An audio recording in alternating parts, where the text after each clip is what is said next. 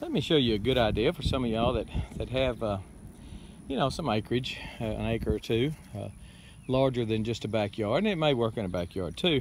And that is when you see a fire ant mound, if you're in fire ant territory, some of you are not, bless you. If you see a fire ant mound, I bought a bunch of these little flags. Go ahead and mark the mound, especially after a rain. That's when they push up all the dirt trying to keep their larvae dry. And that's when you really see the mounds appear, is when it's is after a rain.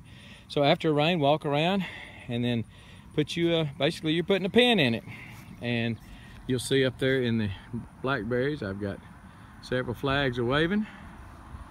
Over there I got a flag a waving. So it's just a good idea.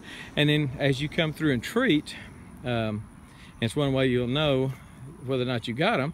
I'll come in and treat that mound, and if you hadn't seen my video, it's got about 500,000 views.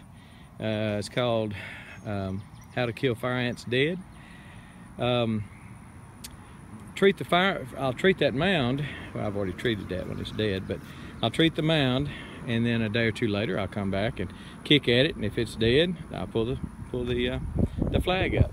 And it just lets you know where there are. Sometimes it is hard to see a fire ant mound until you step in it, and then you know what you got. So a good idea, to something I just came up with a month or two ago.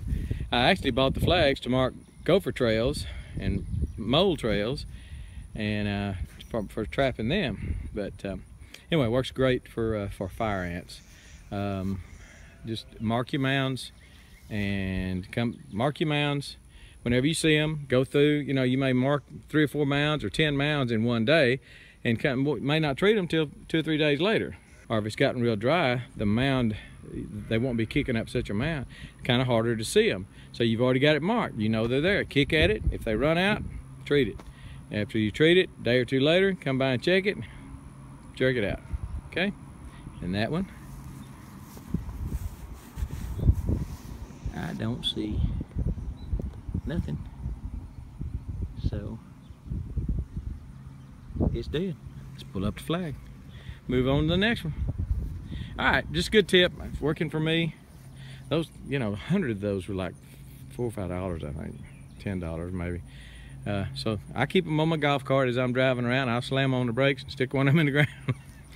It's pretty good practice. Something that's working real well for me. May want to work for you.